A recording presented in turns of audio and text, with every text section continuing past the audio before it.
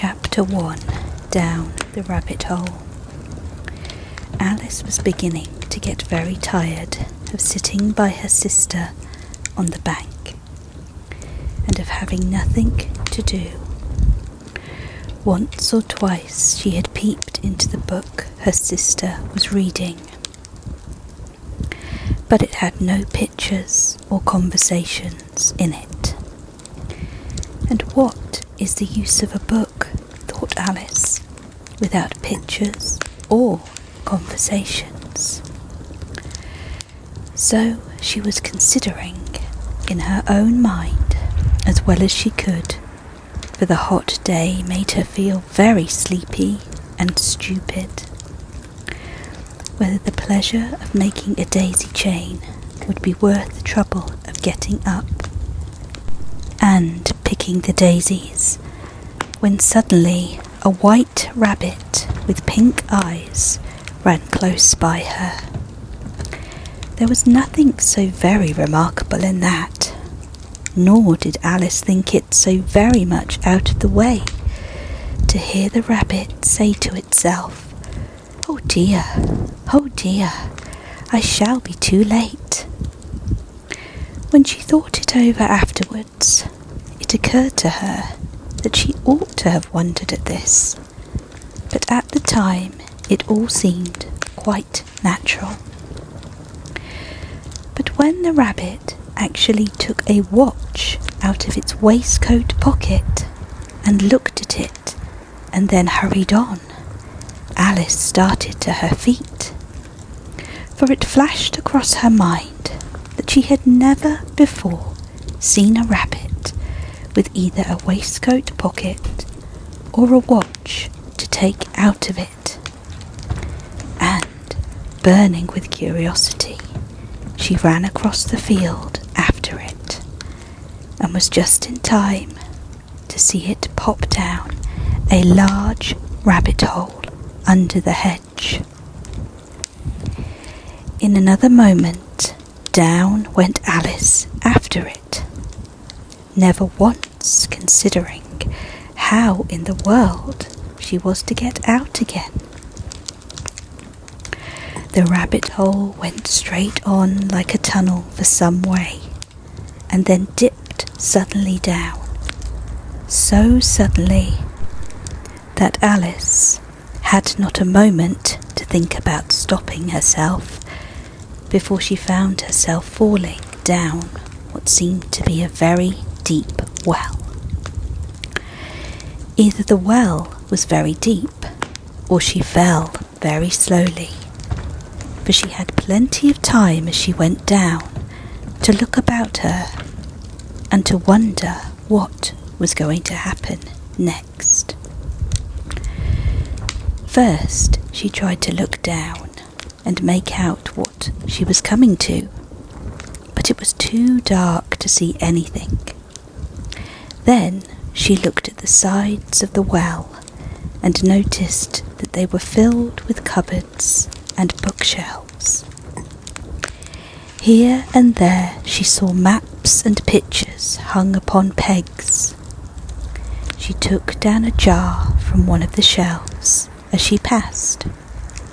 It was labelled orange marmalade, but to her great disappointment it was empty.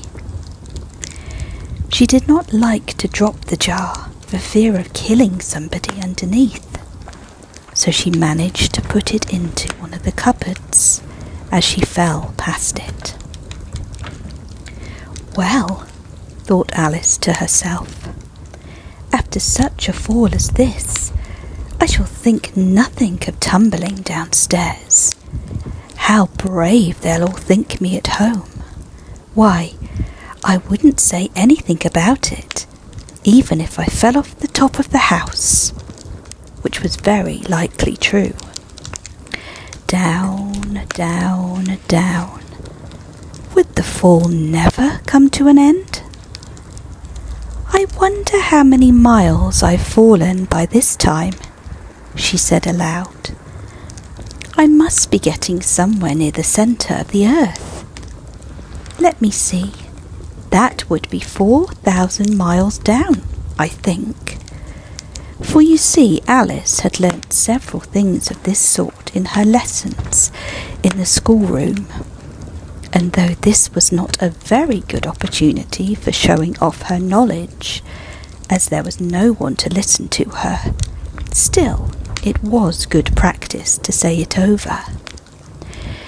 Yes, that's about the right distance. But then I wonder what the latitude or longitude I've got to go. Alice had not the slightest idea what latitude was, or longitude either, but she thought they were very grand words to say. Presently she began again. I wonder if I shall fall right through the earth. How funny it'll seem to come out among the people that walk with their heads downwards. The antipathies, I think. She was rather glad there was no one listening this time, as it didn't sound at all the right word. But I shall have to ask them what the name of the country is, you know. Please, ma'am, is this New Zealand or Australia? And she tried to curtsy as she spoke. Fancy curtsying as you're falling through the air. Do you think you could manage it? And what an ignorant little girl she'll think me of asking. No, it'll never do to ask. Perhaps I shall see it written up somewhere. Down, down, down.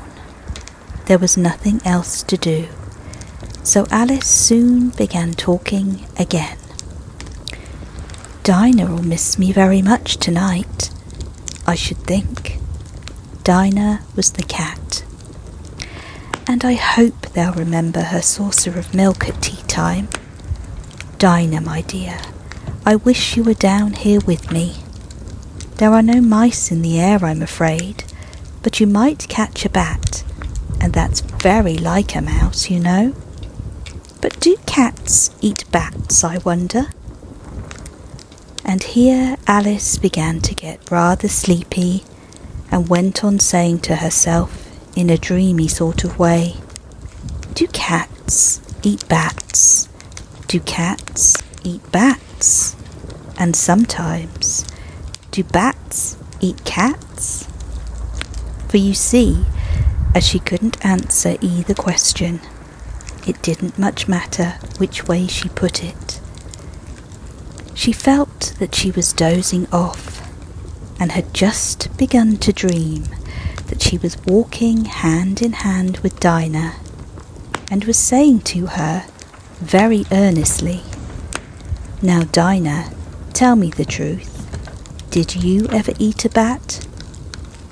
When suddenly, thump, thump, down she came upon a heap of sticks and dry leaves, and the fall was over. Alice was not a bit hurt, and she jumped up onto her feet in a moment. She looked up, but it was all dark overhead. Before her was another long passage, and the white rabbit was still in sight, hurrying down it. There was not a moment to be lost. Away went Alice like the wind, and was just in time to hear it say, as it turned a corner, Oh, my ears and whiskers, how late it's getting. She was close behind it when she turned the corner, but the rabbit was no longer to be seen. She found herself in a long, low hall, which was lit up by a row of lamps hanging from the roof. There were doors all around the hall, but they were all locked, and when Alice had been all the way down one side and up the other, trying every door, she walked sadly down the middle, wondering how she was ever going to get out.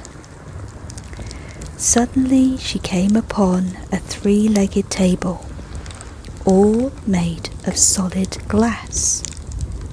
There was nothing on it but a tiny golden key, and Alice's first idea was that this might belong to one of the doors of the hall. But alas, either the doors were too large or the key was too small. But at any rate, it would not open any of them. However, on the second time round, she came upon a low curtain she had not noticed before, and behind it was a little door about 15 inches high. She tried the golden key in the lock, and to her great delight, it fitted. Alice opened the door and found that it led into a small passage, not much larger than a rat hole. She knelt down and looked along the passage into the loveliest garden you ever saw. How she longed to get out of that dark hall and wander about those beds of bright flowers and those cool fountains. But she could not even get her head through the doorway. And even if my head would go through, thought poor Alice, it would be of very little use without my shoulders. Oh, how I wish I could shut up like a telescope. I think I could, if only I knew how to begin.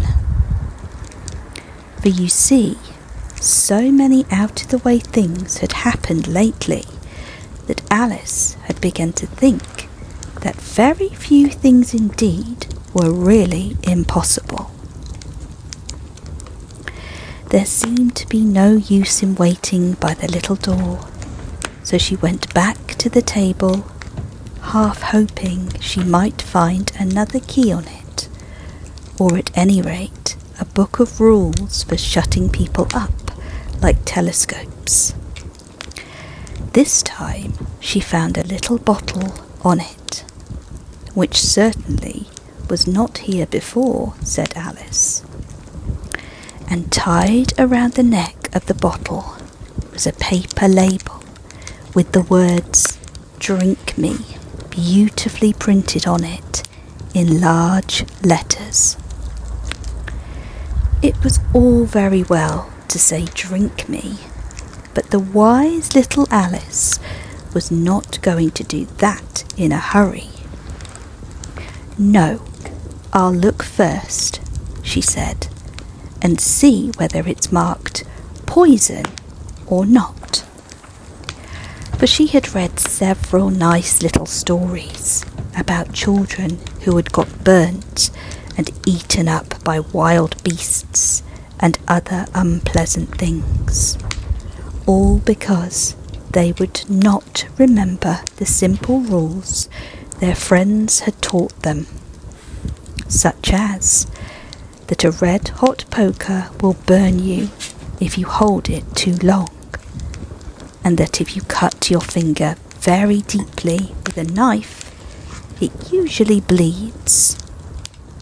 And she had never forgotten that if you drink from a bottle marked poison, it is almost certain to disagree with you sooner or later.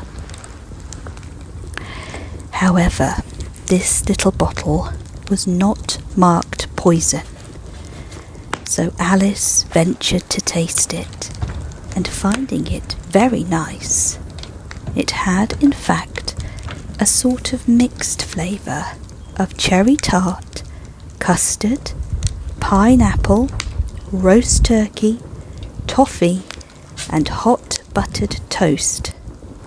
She very soon finished it off. "What a curious feeling," said Alice. "I must be shutting up like a telescope." And so it was indeed. She was now only 10 inches high, and her face brightened up at the thought that she was now the right size for going through the little door into that lovely garden. First, however, she waited a few minutes to see if she was going to shrink any further. She felt a little nervous about this. "For it might end, you know," said Alice to herself, "in my going out altogether, like a candle. I wonder what I should be like then." And she tried to fancy what the flame of a candle looks like after the candle is blown out, for she could not remember ever having seen such a thing. After a while, finding that nothing more happened, she decided on going into the garden at once. But alas for poor Alice, when she got to the door, she had found she had forgotten the little golden key, and she went back to the table for it. She found she could not possibly reach it. She could see it quite plainly through the glass, and she tried her best to climb up one of the legs of the table, but it was too slippery. And when she had tired herself out with trying, the poor little thing sat down and cried. "Come, there's no use in crying like that," said Alice to herself, rather sharply. "I advise you to leave off this minute." She generally gave herself very good advice, though she very seldom followed it. And sometimes she scolded herself so severely as to bring tears into her eyes. And once she remembered trying to box her own ears for having cheated herself in a game of croquet. She was playing against herself. For this curious child was very fond of pretending to be two people. But it's no use now, thought poor Alice, to pretend to be two people. Why, there's hardly enough of me left to make one respectable person. Soon her eye fell on the little glass box that was lying under the table. She opened it and found in it a very small cake, on which the words "Eat me" were beautifully marked in currants.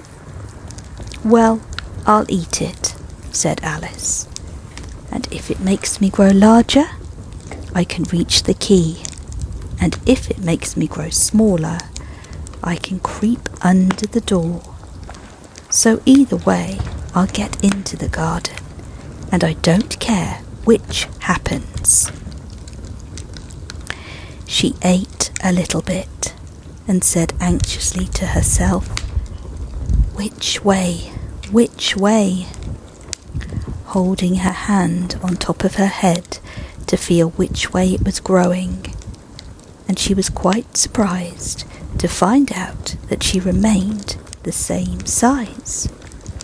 To be sure, this is what generally happens when one eats cake, but Alice had got so much into the way of expecting nothing but out of the way things to happen, that it seemed quite dull and stupid for life to go on in the common way. So she set to work and very soon finished off the cake. Chapter 2. The Pool of Tears. "Curiouser and curiouser," cried Alice. She was so much surprised that for the moment she quite forgot how to speak good English. "I'm now opening out like the largest telescope that ever was. Goodbye, feet." For when she looked down at her feet, they seemed to be almost out of sight. They were getting so far off. "Oh, my poor little feet, I wonder who will put on your shoes and stockings for you now, dears. I'm sure I shan't be able. I shall be a great deal too far off to trouble myself about you. You must manage the best way you can.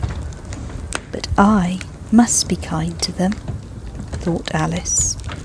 "Or perhaps they won't walk the way I want them to go. Let me see. I'll give them a new pair of boots every Christmas." And then she went on planning to herself how she would manage it. They must go by the carrier, she thought, and how funny it'll seem, sending presents to one's own feet, and how odd the directions will look. Alice's right foot, Esquire, hearthrug, near the fender, with Alice's love. Oh dear, what nonsense I'm talking. Just at this moment, her head struck against the roof of the hall. In fact, she was now rather more than 9 feet high, and she at once took up the little golden key and hurried off to the garden door. Poor Alice! It was as much as she could do, lying down on one side to look through into the garden with one eye. But to get through was more hopeless than ever. She sat down and began to cry again. "You ought to be ashamed of yourself," said Alice. "A great girl like you," she might well say this, "to go on crying in this way. Stop this moment, I tell you." But she went on all the same, shedding gallons of tears, until there was a large pool all around her, about 4 inches deep and reaching half down the hall. After a time, she heard a little pattering of feet in the distance, and she hastily dried her eyes to see what was coming. It was the White Rabbit returning, splendidly dressed, with a pair of white kid gloves in one hand and a large fan in the other. He came trotting along in a great hurry, muttering to himself as he came, "Oh, the Duchess, the Duchess! Oh, won't she be savage if I've kept her waiting?" Alice felt so desperate that she was ready to ask help of anyone. So when the rabbit came near her, she began in a low, timid voice, "If you please, sir." The rabbit stared violently, dropped the white kid gloves and the fan, and scurried away into the darkness as hard as he could go. Alice took up the fan and gloves, and, as the hall was very hot, she kept fanning herself all the time she went on talking. "Dear, dear, how queer everything is today, and yesterday things went on just as usual. I wonder if I've been changed in the night. Let me think. Was I the same when I got up this morning? I almost think I can remember feeling a little different.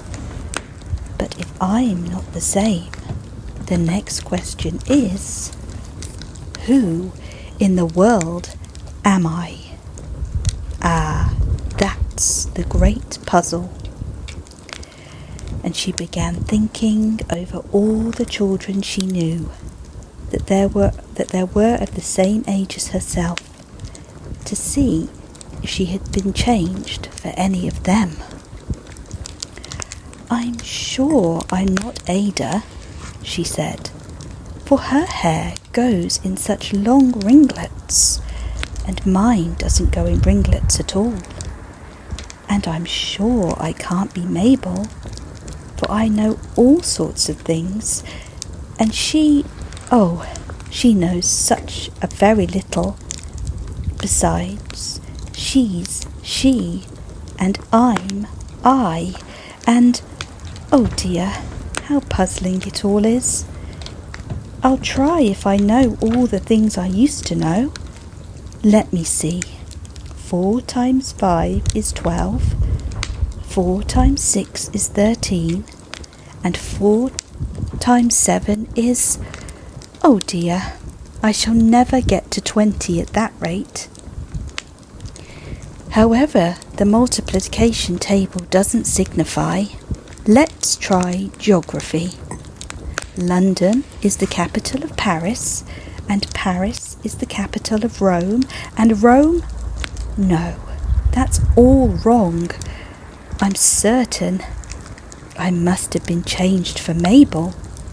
I'll try and say, how doth the little... And she crossed her hands on her lap, as if she was saying lessons, and began repeating it, but her voice sounded hoarse and strange, and the words did not come the same as they used to. How doth the little crocodile improve his shining tail, and pour the waters of the Nile on every golden scale? How cheerfully he seems to grin, how neatly spreads his claws, and welcomes little fishes in with gently smiling jaws. I'm sure those are not the right words, said poor Alice, and her eyes filled with tears again as she went on. I must be Mabel after all, and I shall have to go and live in that poky little house, and have with next to no toys to play with, and oh, ever so many lessons to learn. No, I've made up my mind about it. If I'm Mabel, I'll stay down here. It'll be no use their putting their heads down and saying, "Come up again, dear." I shall only look up and say, "Who am I then? Tell me that first. And then, if I like being that person, I'll come up. If not, I'll stay down here till I'm somebody else.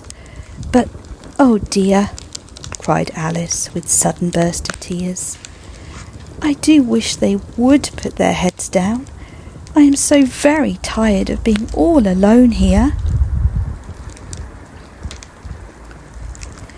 As she said this, she looked down at her hands and was surprised to see that she had put on one of the rabbit's little white kid gloves while she was talking. "How can I have done that?" she thought. "I must be growing small again." She got up and went to the table to measure herself by it, and found that, as nearly as she could guess, she was now about 2 feet high, and was going on rapidly shrinking.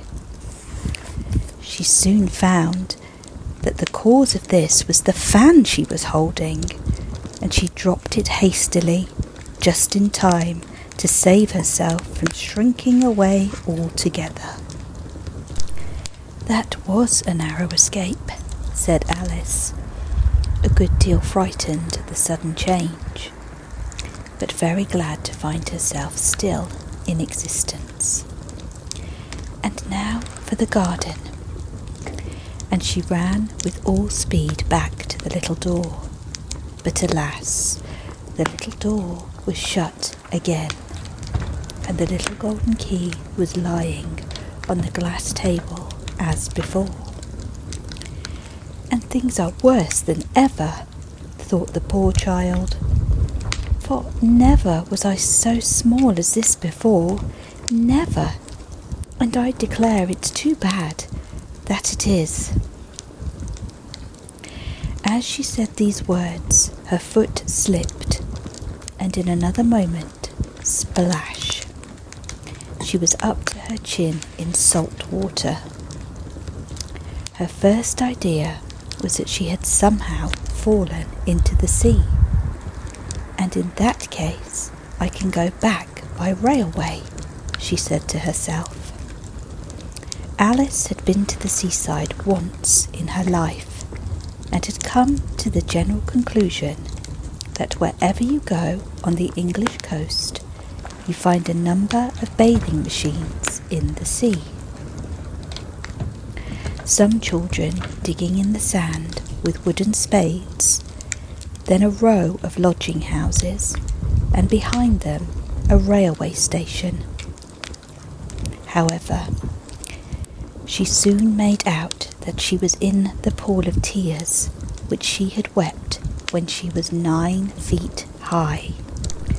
"I wish I hadn't cried so much," said Alice, as she swam about trying to find her way out. "I shall be punished for it now, I suppose, by being drowned in my own tears. That will be a queer thing, to be sure. However, everything is queer today." Just then she heard something splashing about in the pool a little way off, and she swam nearer to make out what it was. At first she thought it must be a walrus or hippopotamus, but then she remembered how small she was now, and she soon made out that it was only a mouse that had slipped in like herself. Would it be of any use now, thought Alice, to speak to this mouse? Everything is so out of the way down here that I think very likely it can talk. At any rate, there's no harm in trying. So she began. "Oh, mouse, do you know the way out of this pool? I am very tired of swimming about here, old mouse." Alice thought this must be the right way of speaking to a mouse. She had never done such a thing before, but she remembered having seen, in her brother's Latin grammar, a mouse, of a mouse, to a mouse, o mouse. The mouse looked at her rather inquisitively, and seemed to her to wink with one of its little eyes, but said nothing. "Perhaps it doesn't understand English," thought Alice. "I dare say it's a French mouse, come over with William the Conqueror." For with all her knowledge of history, Alice had no very clear notion how long ago anything had happened.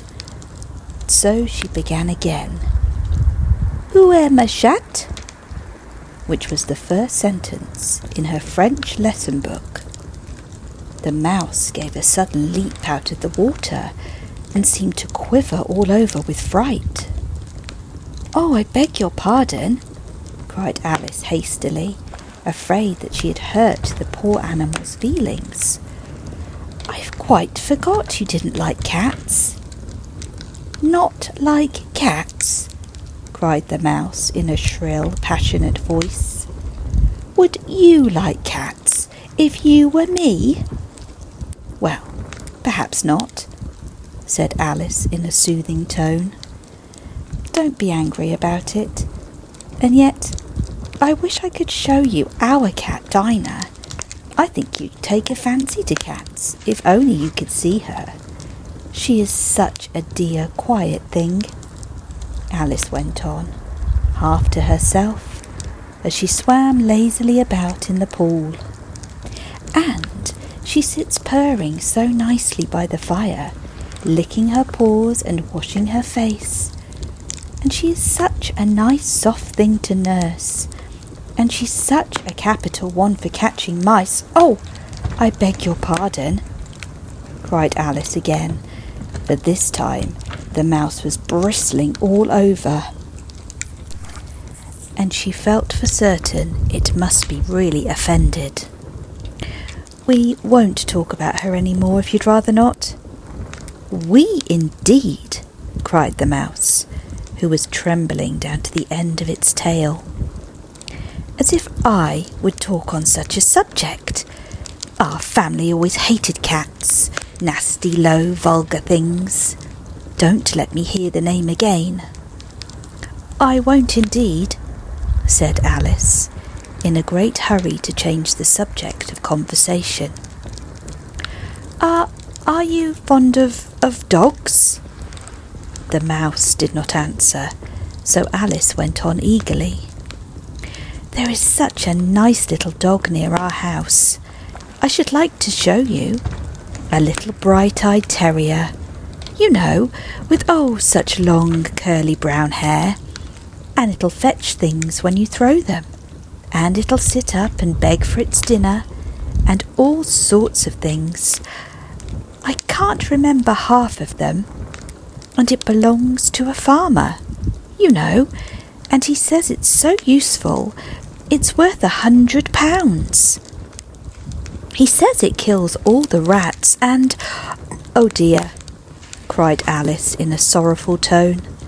"I'm afraid I've offended it again."